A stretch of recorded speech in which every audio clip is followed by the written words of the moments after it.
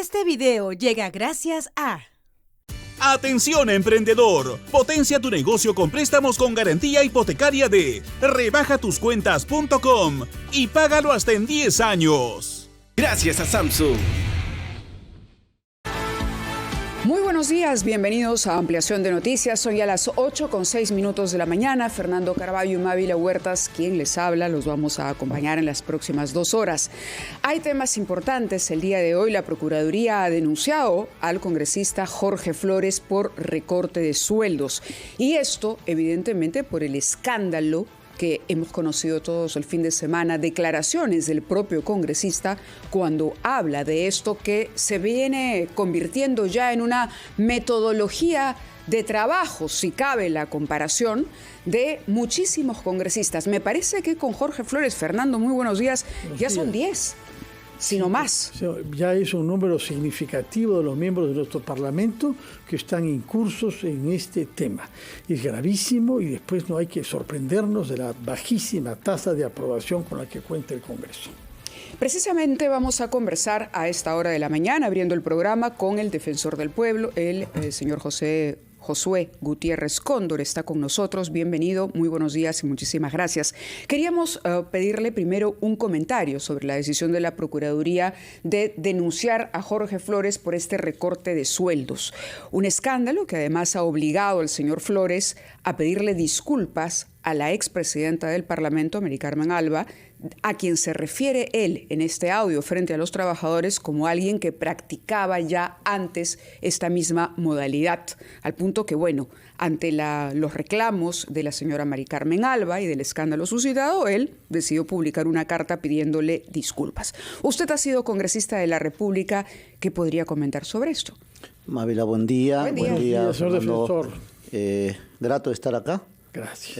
Y siempre respaldar las acciones que tienen que ver con denuncias que sale de la Procuraduría Pública, señalando algunas acciones que indudablemente perjudican la imagen del Parlamento, ¿no? Cuando usted era congresista, ¿esta era una práctica frecuente? Creo que en ningún periodo ha sido tanto como esto. Naturalmente han habido. Pero ha sido antes. Han habido, pero ha sido, creo que el caso más emblemático es de un ex colega en mis tiempos que ha sido desaforado. Voy a no revelar el nombre para... No lo conocemos prácticamente, sí, un sí. techo. Pero si fue desaforado sí. es de público conocimiento, ¿no? Sí, pero a veces ya cuando las personas pagan su condena y todo, no, o sea, no se olvide usted que el derecho al olvido, que es, digamos, lo que hoy se está discutiendo en el ámbito parlamentario, por lo menos en el ámbito, establecen algunos parámetros máximos si las personas han cumplido su condena, pero como vuelve usted a decir... y antes de nosotros han habido otros casos también, o sea... Sí, claro, lamentablemente la historia no se borra. En cada periodo está eso, ¿no? Entonces, yo creo que los temas de comportamientos y de actitudes que tiene que mantener el parlamentario siempre tiene que ser para dignificar el quehacer del Congreso como un conjunto, ¿no? Entonces, a veces, por estas cosas que ciertamente son reprochables, se compromete a todos, ¿no? Y yo sí creo que es malo generalizar. Conozco a muchos parlamentarios, damas y caballeros, que son unos señores, ¿no?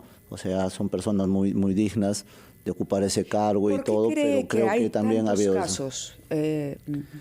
No sé, creo que ha sido un poco producto de lo que hemos tenido, ¿no? O sea, un tema...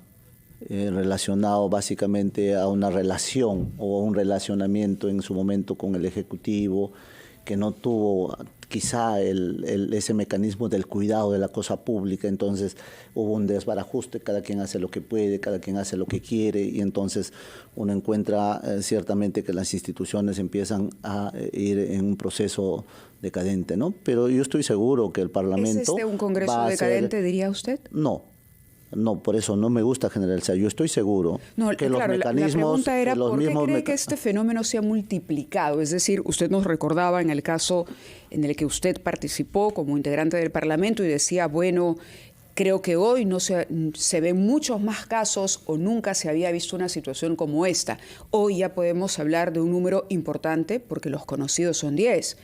Pero de pronto, y no son todos los que pero yo estoy seguro están integrando que la lista. Entonces, la pregunta es, ¿por qué cree que esta práctica aumentó en el tiempo. Pero ¿Qué pasó? sí ¿Se perdió la calidad del Parlamento? No, siempre se dice que cada parlamento es peor que el otro y no es verdad. Yo creo que hay personalidades interesantes, importantes dentro del Parlamento y sí también, pues, como usted comprenderá, estos temas, por ejemplo, de procesarse a 8 parlamentarios, indudablemente el solo hecho de procesarse ya es de por sí un tema de cuestionamiento. Pero estoy seguro que muchos de ellos que están procesados no es tanto como se puede señalar. Por ejemplo, hechos donde un congresista es ajeno a lo que hacen en su despacho, sus asesores, y que después se entera juntamente cuando ya hay una denuncia. Claro, está comprometido porque no ha tenido celo, no ha tenido cuidado, pero tampoco hay una intervención directa. Entonces, yo creo que hay que hacer esos distingos que nos van a dar la certeza de quizá de una opinión o de un juicio de valor mucho más claro, ¿no?, del tema. Entonces, no es bueno generalizar.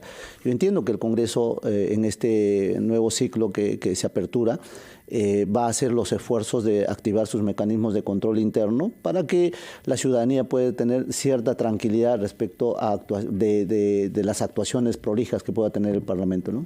Usted mencionó el caso, sin nombrar a la persona de Mijael Urtecho, quien efectivamente fue hallado mochando el sueldo de sus colaboradores, razón por la cual él fue inhabilitado de toda función pública durante 10 años. ¿Usted piensa que esa misma sanción debería adoptarse en este caso? Los elementos de prueba en ese entonces daban lugar a ese tipo de calificación. Y si ahora fuera lo mismo, yo creo que es el mismo camino que tiene que seguirse, sobre todo porque hay que tratar de ser bien objetivos, ¿no? Claro, o sea, cuando hay pruebas relevantes, instrumentales que acreditan, no hay nada que hacer, o sea, el audio, es más, yo creo que... ¿El audio propalado el fin de semana le parece a usted una prueba contundente? Los audios son prueba instrumental, que son una prueba muy valorada en todo tipo de procesos y no puede ser menos en un proceso administrativo como el Parlamento tiene el área de una comisión de ética que juzga justamente esos temas, ¿no? Por lo tanto, en su análisis, el congresista Jorge Flores debería seguir el mismo camino que siguió el señor Urtecho en su momento. No me atrevería a decir, creo que esa es responsabilidad de los parlamentarios, sabrán ponerse a la altura de las circunstancias. Por otra parte, ¿se ha pronunciado usted en días pasados a propósito de un contrato firmado por la Municipalidad de Lima con una empresa extranjera que ha construido vías sometidas a peaje? Ha habido una discusión sobre eso. Ese contrato preveía que en caso de disputa esto fuera visto por un tribunal de arbitraje internacional. Todos los contratos. Cosa que se ha hecho. Y sin embargo hay quienes quieren declararse en rebeldía frente al arbitraje internacional. ¿Y usted está respaldando eso? No, vamos por partes, querido Fernando, y creo que la ciudadanía tiene todo el interés de enfocarse a este tema. Todos los contratos de carácter internacional siempre tienen una cláusula de carácter arbitral. Y eso es la característica que además lo regula la ley de las asociaciones público-privadas, o sea, para darle cierta garantía, cierto estatus, digamos, de estabilidad jurídica. Y claro, si un contrato es válido, mínimo tiene que usted brindarle una garantía a cualquier contratista, ¿no? Y eso está bien, eso jamás vamos a oponernos a eso. Pero cuando los contratos son producto de la festinación, del acuerdo que va contra el Estado peruano, entonces ese contrato ya no tiene un fin lícito. Los elementos constitutivos del contrato en materia civil, y eso es lo que primero aprendemos, creo que cuando estudiamos el derecho, dice con claridad que el fin del contrato tiene que ser lícito. ¿Y cómo puede ser lícito si un contrato contraviene la Constitución Política del Perú en términos de transitabilidad, que es un derecho inherente a todo ciudadano? ¿Cómo puede ser lícito si hay una cláusula de redondeo contrario al Código del Consumidor? ¿Cómo puede ser lícito cuando, además de todo esto, nace producto de un acuerdo subrepticio solo con el ánimos de perjudicar al Estado? Entonces yo creo que el Estado como tal ha dejado en orfandad a la Municipalidad de Lima hace mucho tiempo, sin que eso me exime de pronunciarme respecto al ámbito administrativo, al ámbito penal y al ámbito civil, que nunca se activó. O sea, el ámbito civil para mí... Para eso es que se recurre a un arbitraje internacional, justamente. Por eso. No puede ser una de las partes que decida unilateralmente. Eso. No estoy de acuerdo ya con lo que firmé. Muy bien. Hace años han pasado. Yo le ruego que para contestar eso y para ir también al tema que le concierne, que es rompiendo cadenas sobre niños y adolescentes, nos permite ir a una pausa, conteste este punto y hablaremos sobre otros también, por favor. Muchas gracias. Gracias, buenos días. Vamos a la pausa y regresamos con el Defensor del Pueblo, 8:16.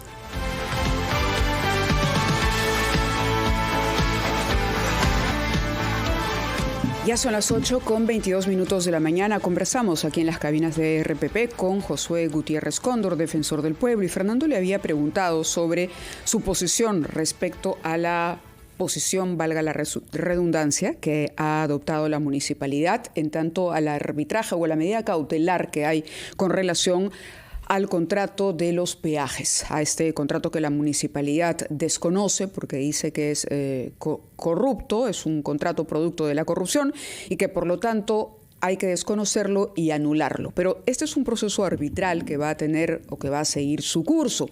Y usted dice que está bien, que de alguna manera hay que respaldar este desconocimiento. ¿Por qué no esperar el resultado del arbitraje si sabemos que tenemos la razón de nuestro lado? Pensamos distinto con la Municipalidad de Lima. Eso no significa que vamos a oponernos a las acciones que legítimamente tienen que hacer ellos.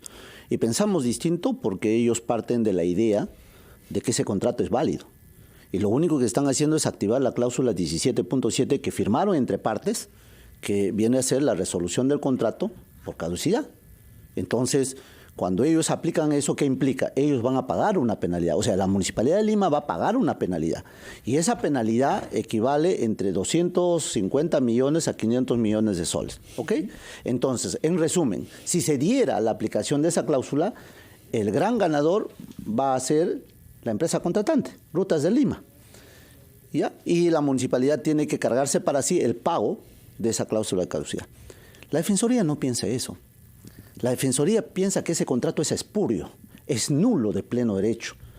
Y no porque queramos proteger la estabilidad jurídica, que es la garantía de la inversión privada, podemos someternos a un acto contrario a la ley y a un acto que ha vulnerado. ¿Cuál es su propuesta concreta? La propuesta concreta es que tiene que activarse. Lo correcto hubiera sido, y ojalá a futuro se haga, que eso se vea en la justicia peruana. No obstante, hay que reconocer que el decreto legislativo de asociaciones público-privadas ordena que estos contratos tienen que tener una cláusula arbitral y que sea el árbitro el que resuelva la nulidad de contrato. Al haber sido una de las partes, permítame para que quede claro, por favor, al haber sido una de las partes, el Estado peruano, en este caso la Municipalidad de Lima, lo que tocaría es precisamente que alguien neutral, en este caso un arbitraje, decida cómo se resuelve ese contrato. Correcto. Es decir, el Estado no puede de parte, porque el Poder Judicial es parte del Estado peruano, no puede de parte encontrar una solución al conflicto que se ha suscitado. Por eso le digo, usted ¿cuál está es bien su posición? en ese análisis, está muy bien en ese análisis dentro del marco normativo. ¿Ok? Lo que usted ha dicho está correcto, dentro del marco normativo. Yo quisiera que fuera al revés, pero no es, y hay que ser respetuoso de la ley. Y dentro del marco normativo usted establece que es el árbitro el que tiene que resolver. Y está bien. Pero ¿sabe qué tiene que resolver? La nulidad del contrato. Ese árbitro que usted dice que tiene que ser ajeno a las partes, tiene que resolver la nulidad del contrato. Ya han pasado 10 años y no hay una sola demanda de nulidad de contrato. Lo que ha existido son cuestionamientos a cláusulas, a modificaciones extracontractuales, a relaciones patrimoniales, cuando el fondo del asunto es decirle, señor, esto ha nacido, este contrato es espurio y ha nacido bajo el contubernio de la corrupción y que no estoy dispuesto a soportar un día más que sigan violando a mis hermanos peruanos. No, o sea, el Estado peruano tipo Venezuela. No, usted falso. Es que el Estado actúe prescindiendo de nuestros compromisos internacionales. No, señor. Dentro de la legalidad, dentro del Estado de Derecho y dentro de las capacidades que tiene todo Estado a defenderse, tiene que acudir el Estado peruano, el Ministerio de Justicia a través de su procurador, tiene que decirle al árbitro internacional, este contrato que ha firmado la Municipalidad de Lima con el señor tal es nulo porque ha nacido producto de la corrupción. arbitral que tiene es que decidir. indignante, señor Fernando, es indignante que los peruanos sigamos pagando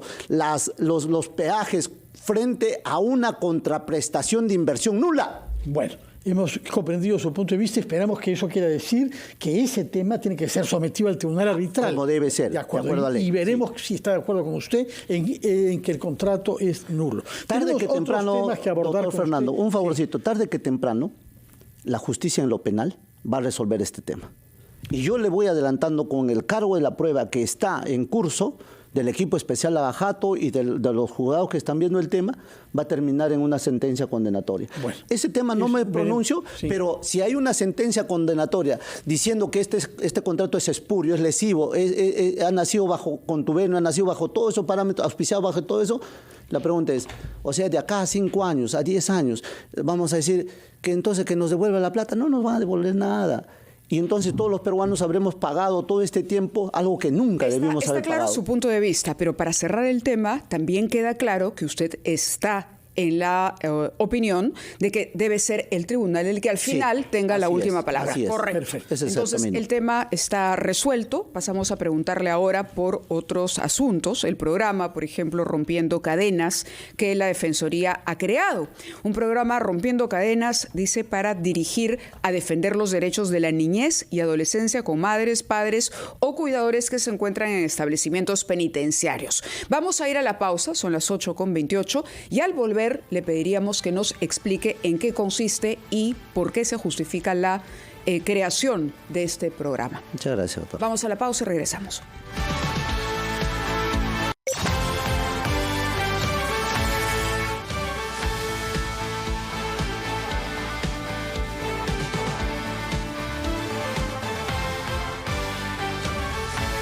A 8:35 estamos conversando con el defensor del pueblo, señor Josué Gutiérrez, quien después de habernos explicado su punto de vista sobre el contrato con Rutas de Lima, sobre peajes, nos está explicando su acción en los penales para proteger a los 100 menores de edad, entre ellos niños de muy baja edad, que se hayan viviendo junto a sus madres en las cárceles. ¿Qué es lo que se propone hacer usted por esos 100 niños que viven en cárceles porque no tienen a dónde estar y ahí están sus madres?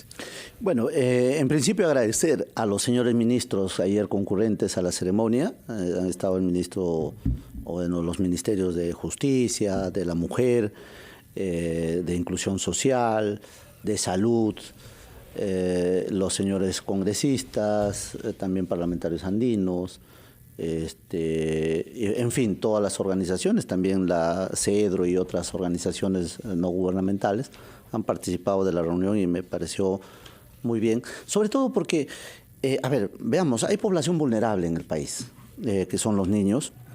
Entonces, visitando los penales, descubrimos que los niños que tienen, o los infantes que tienen 0 a 3 años, viven con su mamá. Entonces, hemos empezado a hacer las encuestas, las conversaciones, lo que hemos pedido, lo básico, ¿no? La vacunación, y muchísimos no están vacunados. Algunos sí, que sus mamás o sus esposos o alguien visitante lo saca y lo lleva. Y luego el tema de la nutrición, el tema de los suplementos, o sea, muchas preguntas y todos eran negativo, negativo, negativo. Y de parte del Estado hay pues un programa de vacunación, ¿no? El Estado, a través del Ministerio de Salud, tiene un programa de vacunación, tiene un programa de crecimiento y desarrollo, tiene un programa complementario de alimentación, que son los PANFAR. O sea, hay muchos programas, pero ninguno llega al penal. Y entonces, yo no sé, o sea, es que nos hemos deshumanizado, ¿no? O sea, eso hay que decir como una conducta crítica del sector público, nos hemos deshumanizado. Entonces, este programa apunta a coadyuvar ese esfuerzo para que los servicios del Estado, que están creados además, lleguen donde deben llegar. Eso es número uno. Eso estamos hablando de los infantes de 0 a 3. Pero hay niños de 3 a 18 años que pierden arraigo, conectividad con los padres, básicamente con las mamás. Entonces, para ellos, hemos conversado con el INPE, gracias al doctor Javier Yaque, ¿no? Vamos a instalar las cabinas para que se comuniquen los padres o las madres con sus hijos por fuera, pero más amigable con imagen, o sea, vía internet, ¿no? O conectividad a través de muchas plataformas que hay.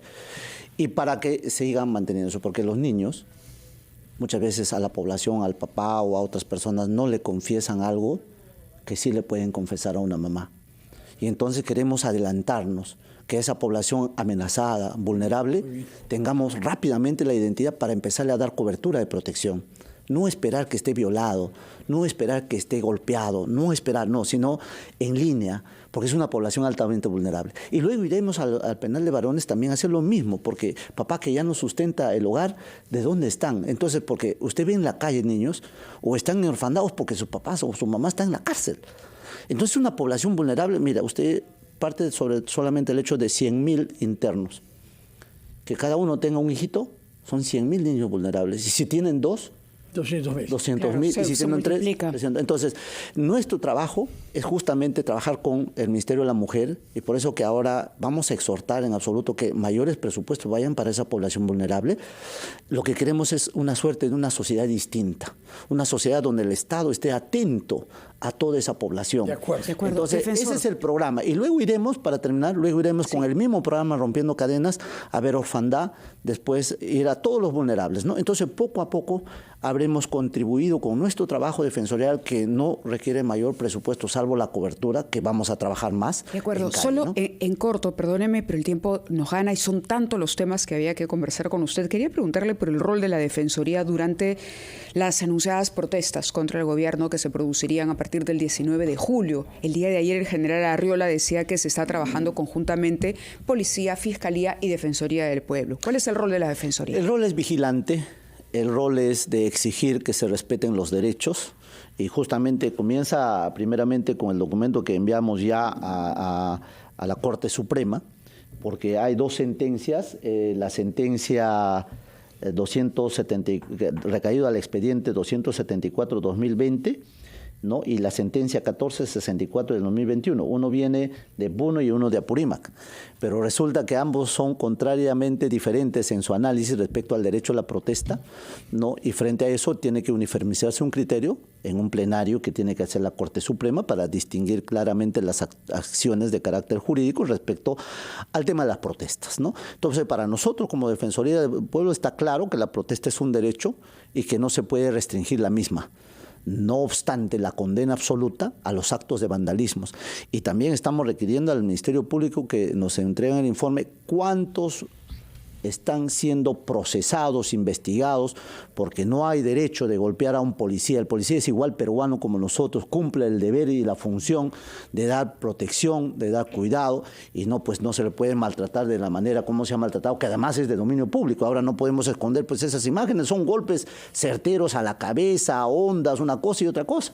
Y naturalmente eso tenemos que condenarlo. Entonces la violencia condenada, desde todo punto de vista, no implica el rechazar una protesta o restringir o prohibir o proscribir cuando es una garantía de derecho constitucional. Entonces, la Defensoría está muy atento a brindar todas las garantías a la población que sale a protestar. Naturalmente, la exigencia es en un clima de paz y no de violencia. De acuerdo. Usted se reunió en días pasados con miembros de uno de los grupos extremistas que han hecho plantones en casas, delante de las casas de periodistas, funcionarios, etcétera. ¿Por qué se reunió con ellos y qué es lo que conversaron? No los había visto yo. Lo cierto es que yo estaba... Bueno, eso pasó creo que al segundo o tercer día que recién había llegado a la Defensoría. Y había un grupo de gente que gritaba a las afueras de la Defensoría con parlantes y no permitía el diálogo con la persona. Entonces yo pedí que por favor, de qué era la protesta, y que si hicieran pasar a 5 personas o 6 de los que estaban en el grupo, que pasaran para atender, para preguntarle de qué se trataba, y terminó la entrevista y todo bien. Entraron unos señores, lo primero que me enrostraron a mí que yo era caviar y que cómo era posible que esta institución no puedan cambiarse a toda esa gente, que deben votarle a toda esa gente. Entonces yo les llamé a la calma y le dije, un momentito, la democracia implica tolerancia. Yo respeto a ustedes, ustedes me respetan a mí.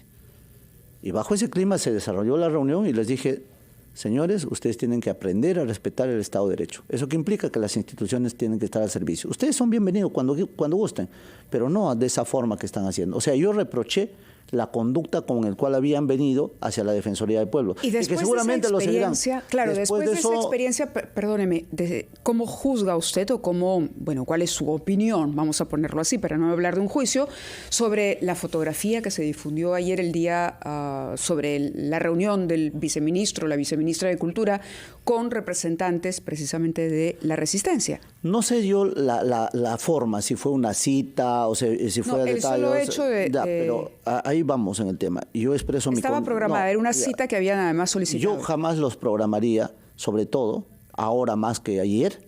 ¿Sabe por qué? Porque es reprochable que se amenace al presidente del Jurado Nacional de Elecciones. Mi absoluta solidaridad con el presidente del jurado y con todo el sistema electoral y con todas las autoridades. No puede ser que vivamos en un anarquismo de una amenaza de que hay gente que por el solo hecho de ponerse al frente de tu despacho empieza a gritar y vamos a tener miedo. Por eso que yo no les tengo miedo. Le dije que pasan, a ver, que me digan a mí que lo que tienen que decirme. Por eso les hice pasar, lo estoy explicando. Pero jamás yo toleraría una actitud, digamos, totalmente anarquista, totalmente violentista frente a este hecho. Ese es reprobable. Y hay que rechazarlo y debemos rechazar todas las instancias, porque ya son conductas que no se adecúan a una convivencia en un clima de paz y más para fortalecer democracia. Así que mi condena total a todos esos actos que van contrarios a las libertades, sobre todo la libertad de opinión, la libertad de expresión y la libertad de que cada uno acoja el pensamiento que crea conveniente, en tanto no sea lesiva al resto, ¿no? De acuerdo. Muchísimas gracias por haber estado con nosotros. Ha sido Josué Gutiérrez, el defensor del pueblo, quien ha conversado con nosotros aquí en Ampliación de Noticias sobre varios temas. Nos han quedado, por supuesto, siempre nos van a quedar temas pendientes, pero será para una próxima oportunidad. Solamente un minuto. Hay que hablar de la amenaza del narcotráfico, que es muy fuerte en mi Amazonía. En Loreto, en Ucayali, donde nunca hubo sembrío de hoja de coca, hoy día está campeando el narcotráfico y siempre tenemos un estado reactivo antes que un estado preventivo. Estamos con el tema de la minería ilegal, con la tala de bosques. No se imaginan el daño que se está causando, no solamente al medio ambiente natural, sino a la población indígena originaria. Vuelvo a repetir, si no tenemos un Estado que proyecta seguridad a su población, vamos a seguir en lo mismo. De acuerdo, tomamos nota de esos temas. Y eso hablaremos la próxima porque estamos haciendo las visitas. Y minería ilegal. Gracias por haber introducido esos temas. La próxima vez conversaremos eso. Señor defensor del pueblo, gracias por su presencia en RPP. Que tenga usted buenos días. Vamos 8:45. Así es, Fernando. Nos toca ir a la pausa y regresamos en Ampliación de Noticias.